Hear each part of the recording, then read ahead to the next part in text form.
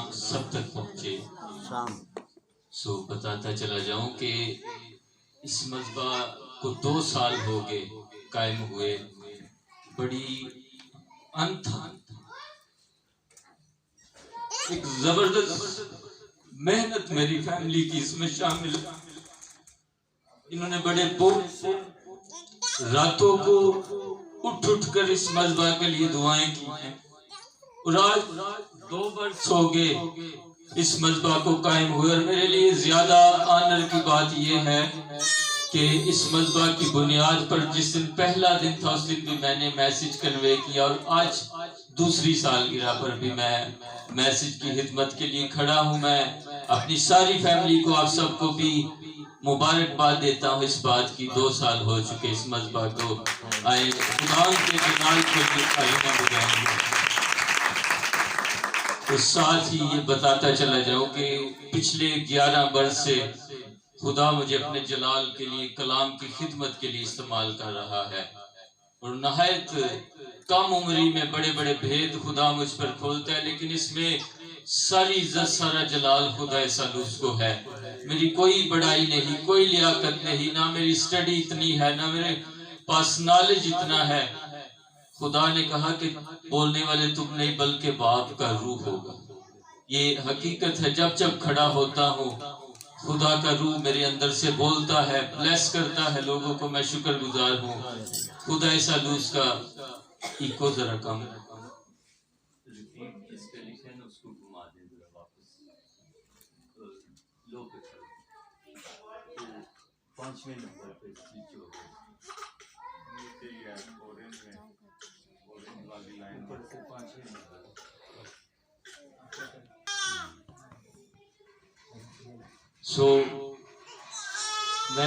کتاب مقدس کو جب بھی بیان کرتا ہوں، میں پہلے بائبل مقدس کی شان میں کوئی نہ کوئی بات ایسی کرتا ہوں۔ سنیے گا، سادھو سندر سنگھ کا نام آپ سب نے سنا ہوگا۔ کسی مشنری دورے پر جب وہ خدا کے کلام کے لیے دکھ اٹھا رہے تھے، لوگوں کو بائبل مقدس سنا رہے تھے، تو کسی جگہ ان کا سامنا کسی ایک جادوگر شخص سے ہوا۔ اب وہ علاقہ کا مانا ہوا جادوگر تھا۔ اس نے کیا کیا کہ اس نے اپنا علم سادھو سندر سنگھ پر پڑھنا شروع کر دیا۔ وہ کہتا ہے کہ سادھو سندر سنگھ، میں دیکھتا ہوں کہ تیرا خدا آج میرے علم سے تجھے بچاتا ہے یا نہیں۔ سادھو سندر سنگھ کہتے ہیں کہ کتاب مقدس میں لکھا ہے کہ یعقوب پر افسون نہیں چلتا، میرا یہ ایمان ہے کہ تیرا جادو میرے اوپر نہیں چلے گا۔ اس نے بارہا اپنے منتر دہرائے، اس نے جادو پڑھنا شروع کر دیا سادھو سندر سنگھ پر، لیکن سادھو سندر سنگھ پر کوئی اس کے علم کا اثر ہی نہ ہوا۔ تھک ہار کر جادوگر کہتا ہے کہ تیرے پاس ہے کیا جس بات سے میرا علم، میری چال تجھ پر نہیں چل رہی؟ تو اس نے کہا میرے پاس یہ کتاب مقدس ہے۔ آگے سنیے گا، یہ تو بنیادی بات ہے۔ وہ کہتے ہیں کتاب مقدس میرے پاس ہے۔ وہ علم والا شخص کہتا ہے کہ یہ مجھے تو دے، پھر میں دیکھتا ہوں تیرے اوپر میرا علم کیسے چلتا، 2 منٹ کے اندر میں تجھے کچھ کا کچھ کر دوں گا۔ اس نے کہا لے لو یہ کتاب مقدس، اس سے بڑی کون سی بات ہے کہ ایک جادوگر کتاب مقدس مجھ سے لے گا۔ جب اس نے جادوگر نے وہ کتاب مقدس ایک سائیڈ پر رکھی، اس نے پھر اپنے علم کو دہرایا، کوئی اثر نہ ہوا سادھو سندر سنگھ پر۔ دوبارہ سوال کرتے اب تیرے پاس کیا ہے؟ وہ کہتا ہے اب میرے دل کے اندر کتاب مقدس رقم ہوئی ہے، اور اس کو تو چھین نہیں سکتا، اور یہی ہے جو تجھے تیرے علم سے روک رہی ہے اور تیرا اثر مجھ پر نہیں ہونے دیتی۔ اعمال کی کتاب میں لکھا ہے کہ جب رسول کام کرتے تھے وہ طرح طرح کے معجزات دکھاتے، تو وہاں جادوگروں نے ایک بڑے میدان کے اندر اپنے جادو کی کتب لا کر ڈھیر لگا کر انہیں آتش نظر کر دیا، جلا دیا، اور کہنے لگے کہ یہ ہماری کتابیں تو فقط 50,000 کی مالیت کی ہے، لیکن ان کی کتاب انمول ہے، جس کو یہ رسول پڑھتے ہیں یہ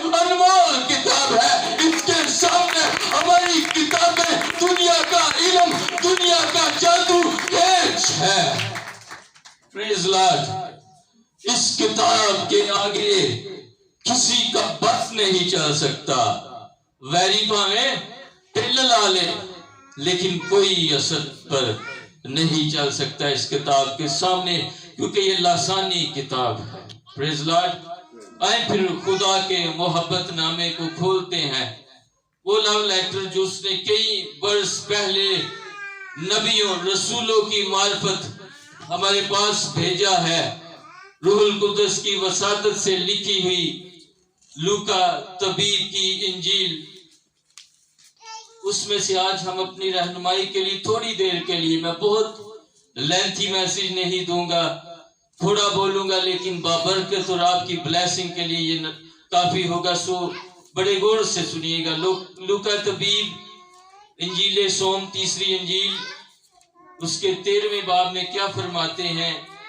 6 سے 9 آیت مقدسہ میں آپ سبوں کی رہنمائی کے لیے تلاوت کرتا ہوں. یہ رقم ہے 6 آیت سے 9 آیت، 4 آیات مقدسہ آپ کی رہنمائی میں. پھر اس نے یہ تمثیل کہی کہ کسی نے اپنے پاکستان میں ایک انجیر کا درخت لگایا تھا. وہ اس میں پھل ڈھونڈنے آیا اور نہ پایا. اس پر اس نے باغبان سے کہا کہ دیکھ 3 برس سے میں اس انجیر کے درخت میں پھل ڈھونڈنے آتا ہوں اور نہیں پاتا، اسے کاٹ ڈال، یہ زمین کو بھی کیوں روکے رہے؟ اس نے جواب میں اس سے کہا، اے خداوند، اس سال تو اور بھی اسے رہنے دے تاکہ میں اس کے گرد تھالا کھودوں اور کھاد ڈالوں. اگر آگے کو پھلا تو خیر، نہیں تو اس کے بعد کاٹ ڈالنا. خداوند کے پاک کلام کے تلاوت کیے جانے کی برکت ہم سب پر نازل ہو. سب کہیں آمین. آمین. سو ان 4 آیات مقدسہ جو ہم نے تلاوت کی، ان میں سے جو خدا کے روح نے میرے دل پر مضمون رکھا، وہ بار بار میں آپ کو ریپیٹ کراؤں گا. وہ مضمون ہے، کیا اگلے سال مجھے پھل دو گے؟ بولیے گا، کیا اگلے سال مجھے پھل دو گے؟ کیا اگلے سال مجھے پھل دو گے؟ یہ میسج یہ سب سے پہلے میری ضرورت ہے، میرے لیے ہے، پھر یہ میرے گھرانے کی، پھر یہ ساری جماعت کی ضرورت ہے. اور میں ایمان رکھتا ہوں ایک بات میں آپ کو بلیسنگ ملے گی، برکت ملے گی. اور میں بڑے آسان الفاظ میں پہلے اس کی مختصر سی تفسیر کرتا ہوں. غور سے سنیے گا. ان 4 آیات میں سے آپ غور کریں تو ایک پاکستان کا مالک ہے، ٹھیک ہے جی، جو پھل ڈھونڈنے آیا انجیر کے درخت میں. اب اس نے مالی سے کہا کہ میں 3 برس یعنی 2 برس پیچھے بھی آتا رہا ہوں لیکن پھل نہیں ملا، یہ 3را برس ہے، سو اس کو کاٹ ڈال.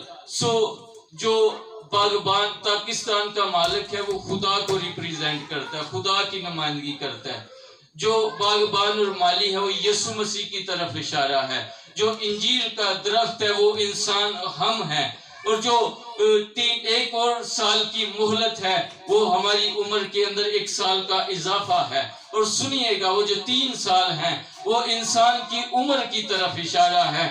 ایک ٹین ایج ہے یعنی لڑک پن ہے، ایک جوانی ہے، اور 3را برس اس کے بڑھاپے کو ظاہر کرتا ہے. یہ 3 سال 3 عمر کے 3 حصوں کو بیان کر رہے ہیں. اور خدا ہر 1 سال میں انسان کو آ کر ٹٹولتا ہے، چیک کرتا ہے کہ کیا یہ لڑک پن میں ٹین ایج میں مجھے پھل دے رہا ہے. اگر وہ تب پھل نہیں دیتا وہ پھر موقع دیتا ہے کہ شاید یہ جوانی میں جا کر مجھے پھل دینا شروع کر دے.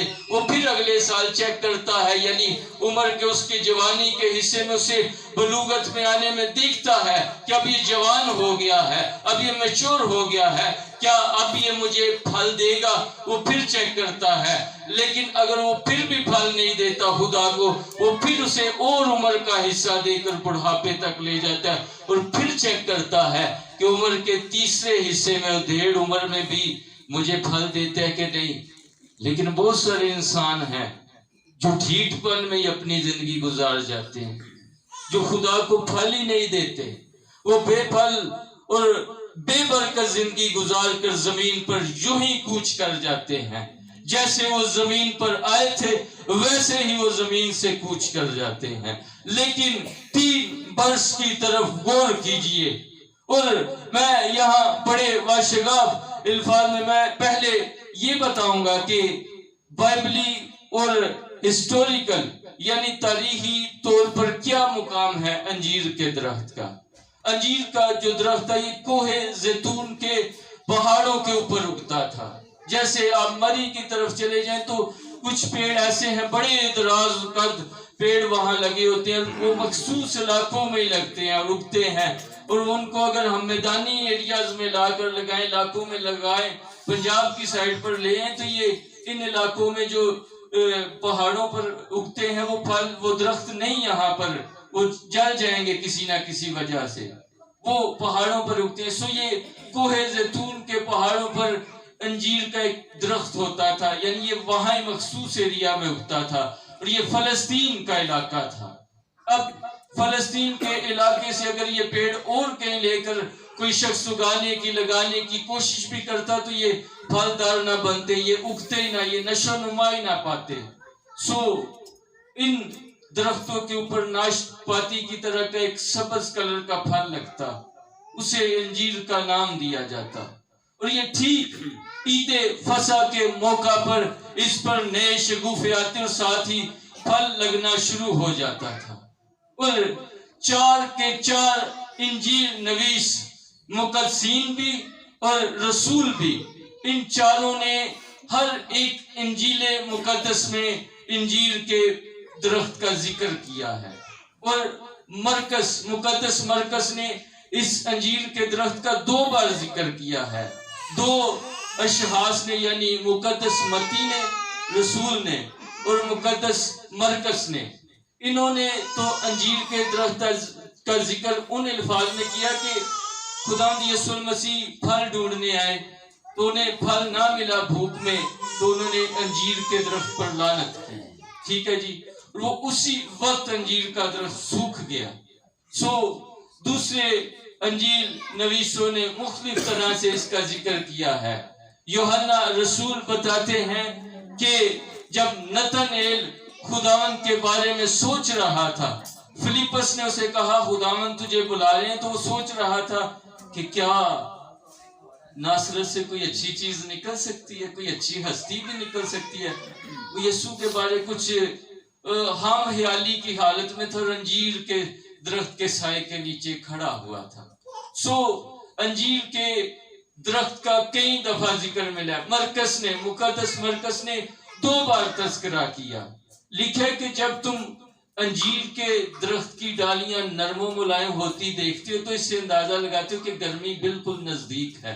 یسوع مسیح کے اقوال ہیں. سو انجیر کے درخت کا کئی جگہوں پر تذکرہ آیا ہے, اور کئی جگہوں پر اچھے الفاظ میں اور کئی جگہوں پر منفی الفاظ میں آیا ہے.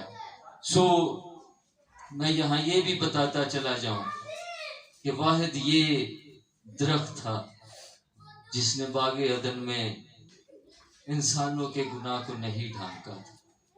انسانوں کے گناہ کو, انسان کو جب احساس ہوا, آدم اور حوا کو انہوں نے گناہ کیا, انہیں احساس گناہ ہوا, تو انہیں یہ احساس آیا کہ ان کے بدن بے لباسی کی حالت میں ہے. تو انہوں نے وہاں سے عدن سے انجیر کے پتے لیے اور ان کے لنگیاں بنا کر اپنے آپ کو ڈھانپنا شروع کیا. لیکن یاد رکھیے گا, انسان اپنی کوشش سے اپنے گناہ کو کبھی نہیں ڈھانپ سکتا, کبھی بھی ڈھانک نہیں سکتا, کبھی بھی اپنے عیبوں کو چھپا نہیں سکتا. یہ خدا کی محبت ہی ہے جو بہت سارے گناہوں پر پردہ ڈال دیتی ہے. پریز لارڈ, یہ خدا کی بےلوث محبت ہے. سو اس کی بےلوث محبت جاگی اور اس نے کہا نہیں, یہ ناکام ہے اپنے برہنگی کو ڈھانپنے میں, اپنے گناہ کو ڈھانپنے میں ناکام ہے. سو اس نے چمڑے کے کرتے اپنے ہاتھوں سے بنائے اور ان کو پہنا دیے کہ کسی طرح ان کی بے لباسی کے یہ احساس سے باہر آ جائیں. سو میں واپس اپنے اس میسج کی طرف, عنوان کی طرف آؤں گا اور میں ریپیٹ کروں گا کہ مضمون ہے کہ اگلے سال مجھے پھل دو گے؟ سوالیہ نشان میں نے آگے ڈالا، کیا اگلے سال مجھے پھل دو گے؟ آپ میری طرف متوجہ رہے، آپ برکت پائیں گے۔ یہ چند تاریخی باتیں تھی، آگے میں بشارت دوں گا۔ کس طور خدا زبردست خدا ہے اور کیسے وہ شفاعت کر رہا ہے ہمارے لیے۔ اس سے پہلے میں بتاتا چلا جاؤں، پھل کے لیے یونانی میں کیرپوفورس ایک لفظ، یونانی میں ایک لفظ کیرپوفورس ہے جو پھل کے لیے ہے، اور اس لفظ سے بتاؤں انگلش میں لفظ کراپس نکلا ہے، فصلوں کے متعلق لفظ ایک نکلا کراپس۔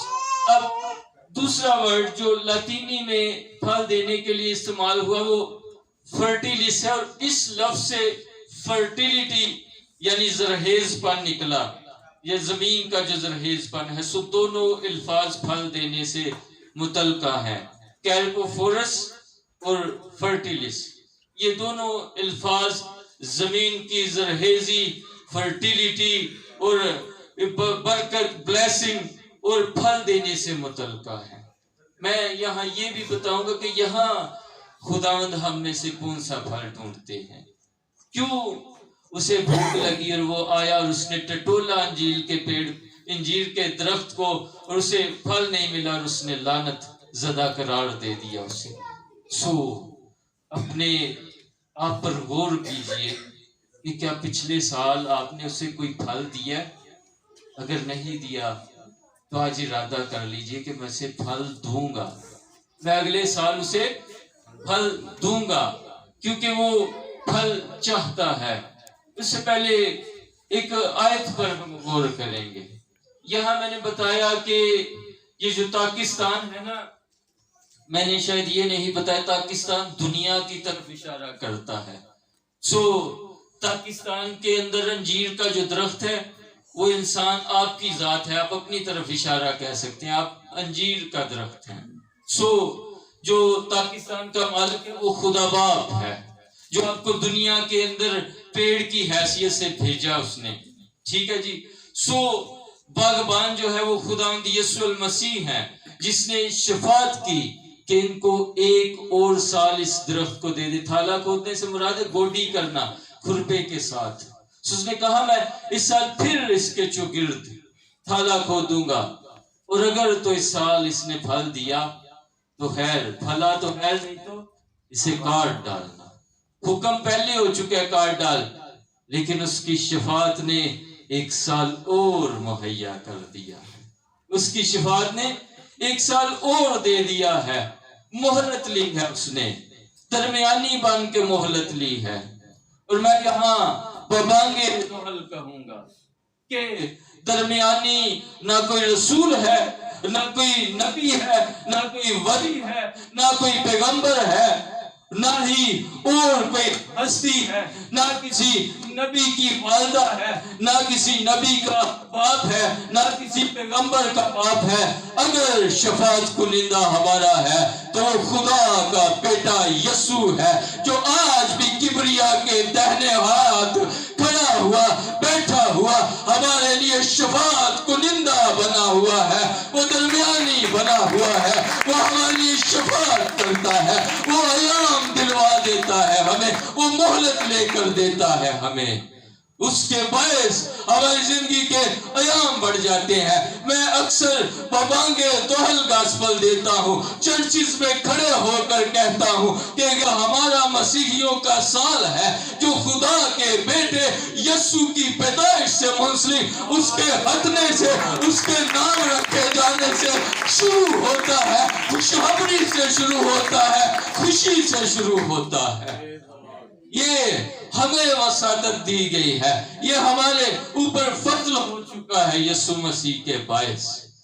اور میں کل بھی اپنی مسز سے رات کو بات کر رہا تھا، میں نے کہا کہ میں یہ 3 صلیبیں لگا کر پتہ ہے کیا میں ریپریزینٹ کرتا ہوں؟ کہتی ہے کہ آپ نے ڈاکوؤں کو بھی کندھے پر بٹھا رکھا ہے۔ میں نے کہا نو، جب تک، میں نے کہا ان ڈاکوؤں کی صلیبوں میں اور ان صلیبوں میرے کوٹ کی طرف دیکھیے، میں نے کہا فرق کیا ہے؟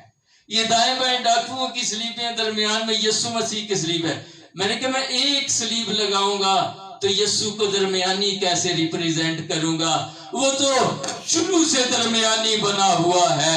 اس کی صلیب گلگتھا کی پہاڑی پر اس کی صلیب آگے بھی لگ سکتی تھی، صلیب پیچھے بھی لگ سکتی تھی، صلیب دائیں بھی لگ سکتی تھی، صلیب بائیں بھی لگ سکتی تھی. اس کی صلیب درمیان میں لگائی گئی کہ پتہ چلے یسوع مسیح درمیانی ہے، ہر ایک زمانے کا درمیانی ہے، گنہگاروں کا شفاعت کنندہ ہے. وہ درمیانی ہے، وہ درمیان میں ہے. اس کی صلیب درمیان میں لگائی گئی. اور اس سے بھی بڑی خوبصورت بات بیان کرنے جا رہا ہوں. تو میں بہتر ہے کہ اس کے بغیر سناتا ہوں، یہ ڈسٹرب کرتا ہے. سو سنیے گا کہ ہم اکثر کتب میں ایک ورڈ پڑھتے ہیں قبل از مسیح، اور ایک پڑھتے ہیں بعد از مسیح. قبل از مسیح کو BC یعنی بیفور کرائسٹ بولتے ہیں، اور جو یسوع مسیح کے دور کے بعد کا زمانہ ہے اس کو AD بولتے ہیں، یعنی اینو ڈومنی. دونوں چیزوں کو آپ کمپائل کریں، آپ پوری کی پوری ہسٹری کو پڑھ کے دیکھ لیں. کوئی بھی کتاب، کسی بھی ہیرو کی کتاب، کسی بھی لیڈر کی کتاب پڑھ کر دیکھ لے، آپ کو یسوع مسیح کا ذکر ملے گا. لکھا جائے گا قبل از مسیح، بعد از مسیح. اور یہ ظاہر کرتا ہے کہ میرا یسوع سارے زمانوں کا درمیانی اور بادشاہ ہے. ہر ایک بڑی ہستی کا تذکرہ آنے سے پہلے بھی اس کا ذکر ہوتا ہے، آنے کے بعد بھی اس کا ذکر کیا جاتا ہے. سو میرا یسوع کس قدر درمیانی ہے. میں یہاں کہہ رہا ہوں کہ وہ اس پیڑ کے اور اس پاکستان کے مالک کے بیچ میں کھڑا ہوا شفاعت کرتا ہے کہ 1 سال اور اسے بخش دے، یہ پھل دے گا. اسے امید ہے کہ آپ پھل دیں گے اسے. اگر پچھلے دنوں میں، پچھلے سالوں میں، پچھلے مہینوں میں، پچھلے ماہوں سال میں، پچھلے سیکنڈز میں آپ نے اسے پھل نہیں دیا، تو آپ اس سے وعدہ کریں گے کہ ہم تجھے پھل دیں گے، ہم تجھے پھل دینے کا ارادہ رکھتے ہیں. اور میں آپ کو ایک اسٹریٹجی بتاتا ہوں. میں کسی حاتم کی نہیں، کسی اور کی نہیں بات بتاتا، میں روح القدس نے مجھے بات بتائی. میں یہاں یہ بھی بتاؤں کہ ہمارا انگلش گریگورین کیلنڈر جو ہے، ہمیں جس کے مطابق ہم دیکھتے ہیں کہ آج کیا ڈیٹ ہے، یہ یسوع مسیح نے آ کر ہمیں عطا کیا. یہ یسوع مسیح کی پیدائش سے جڑا ہوا ہے. یسوع مسیح پیدا ہوئے اور اس کے بعد کے زمانے کو ہم بولتے ہیں 2000 برس ہو چکے ہیں، 2022 سال گزر گئے. سو یہ یسوع مسیح کی وساطت سے ہوا کہ ہمیں یہ کیلنڈر بھی عطا ہوا ہے. سو آپ اپنے کیلنڈر کو اس طرح مینیج کر سکتے ہیں. نئے سال میں آپ سب کو غلطیوں 5:22 یاد ہوگا کہ وہاں روح کے پھل نہیں ہے. یہ میں ایک اور تعلیمی غلطی آپ کی نکال دوں، اور یہ غلط العام بن چکا ہے. روح کے پھل نہیں ہے، پھل ایک ہی ہے، اس کے اندر اثرات 9 ہیں، پھل ایک ہے. آپ اگر ایک مالٹا چھیلیں تو ایک پھانک کو پکڑ کے کہیں کہ یہ 2 پھانک پکڑ کے یہ 2 مالٹے ہیں، نو، وہ مالٹے ایک کے اندر سے 2 پھانکیں نکلی ہیں، وہ اس کو مالٹا ہی کہیں گے. جس طرح ایک سیب ہے، اس کے آپ کتنے بھی سلائس، کتنے پیس کر دیں، آپ یہ ہر پیس کو پکڑ کے اسے یہ الگ سیب نہیں کہیں گے، یہ الگ سیب ہے. سو وہ سیب ایک ہی ہے، اس کے حصے بٹے ہوئے. سو وہاں لفظ بھی لکھے کہ روح کا پھل، روح کے پھل نہیں ہے. روح کا پھل محبت، خوشی، اطمینان، تحمل، مہربانی، نیکی، ایمانداری، حلم اور پرہیز. آپ کا کیلنڈر 12 مہینوں پر محیط ہے. میں اس کو، روح القدس نے یہ بات مجھے سکھائی. آپ اس کو یوں ڈویژن کر سکتے ہیں. آپ کہہ سکتے ہیں کہ آپ پہلے مہینے کو اگر جنوری کو کہیں کہ یہ محبت کے پھل کے لیے ریپریزنٹ کر دے، یہ محبت کے پھل کے لیے وقت ہے، اور آپ کہیں کہ اس پورے مہینے میں کسی بھی شخص سے نفرت نہیں رکھوں گا، اپنے دل میں کوئی بغض نہیں رکھوں گا، تو آپ پورے جنوری کے جتنے بھی 30 دن ہیں، 31 سے آپ اس میں محبت کے لیے زور ماریں، دعا کریں کہ میرے اندر خدا اس پھل کو لگا. تو آپ کے 9 مہینے تو حلم پرہیزگاری تک چلے گے، سپٹمبر تک. اس کے آگے 10ویں مہینے میں آپ اپنی روحانی برکت کے لیے زور ماریں. 11वें महीने में आप मुकस्सिम के लिए शफात के लिए जोर मारें, और 12वें महीने में आप साल भर की शुक्रगुजारी करें। आपका साल भी गुजर जाएगा और फलदार गुजरेगा, बेफल नहीं गुजरेगा, फलदार साल गुजरेगा। और मैं यहाँ खोल कर बयान करूँगा कि मैं इस बात को और मजीद खोलूँगा कि फल की कई इकसाम हैं, फल की कई इकसाम हैं। सबसे पहले तौबा का फल, फिर रास्तबाजी का फल आ जाता है। इन फलों के अलावा, यानी रूह के फल के अलावा, तौबा और रास्तबाजी के फल हैं। सो जब बहुत सारे ऐसे इर्द गिर्द के लोगों ने जो यीशु मसीह पर प्रॉपर ईमान नहीं लाए थे, उन्होंने आकर गहरे पानी का बपतिस्मा लेने की कोशिश की, तो यूहन्ना सबागी कहते हैं, सांप के बच्चों, तुम्हें किसने जता दिया कि आने वाले गजब से भागो, जाओ तौबा के मुवाफिक फल लाओ। क्या करो? तौबा के मुवाफिक फल लाओ। असी कहने जी तौबा किस गल दी करिए? तौबा जब खुदा का कलाम कहते हैं कि सब ने गुनाह किया और खुदा के जलाल से महरूम है, सब में हर एक शख्स आ जाता है। भाई हर एक शख्स को ये सब का लफ्ज समेट लेता है। जब सब ने गुनाह किया तो फिर सब पर वाजिब है तौबा करना। साढ़े बारे जी भाइयों के बारे में मशहूर है कि तौबा का कलाम बड़ा सुनाते ने। भाइयों की तालीम नहीं है, ये हमारे बड़े भाई यीशु की तालीम। हालेलुया। सो तौबा करना, तौबा का फल, इससे आगे भी मैं लेकर जाऊंगा। सो मैंने किसी किताब में एक, आप इस बात से बरकत पाएंगे, फिर मैं दोबारा इस पर आऊंगा, आप इस बात से बरकत पाएंगे। एक तमसील पढ़ी, एक बाप और बेटे की। एक बाप, पुराने दौर की बात है, उस वक्त ना तो इतने हमारे पास उस टाइम कन्विंस के कोई जराए थे, यानी गाड़ियां मोटरसाइकिलें नहीं थी, बहुत पुराने दौर की बात है। एक बेटा अपने बाप से सुबह सवेरे कहते हैं, बाप जिद करता है, बाप मुझे खिलौना चाहिए।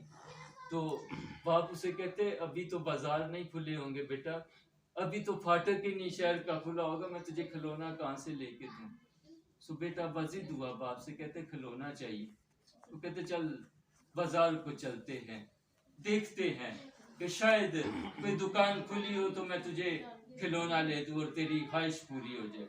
सो वो चलते चलते जा रहे थे। बच्चों के सवाल भी बहुत अजीब होते हैं। वो अपने बाप से मुख्तलिफ सवाल करता जा रहा था। उसने एक छोटी दीवार देखी, बाप से कहते हैं, बाप इससे बड़ा क्या है? उसका बाप कहते इससे बड़ी फसील है। उसने कहा अच्छा। वो फसील के पास से गुजरे, कहते हैं बाप इस फसील से बड़ी चीज क्या है?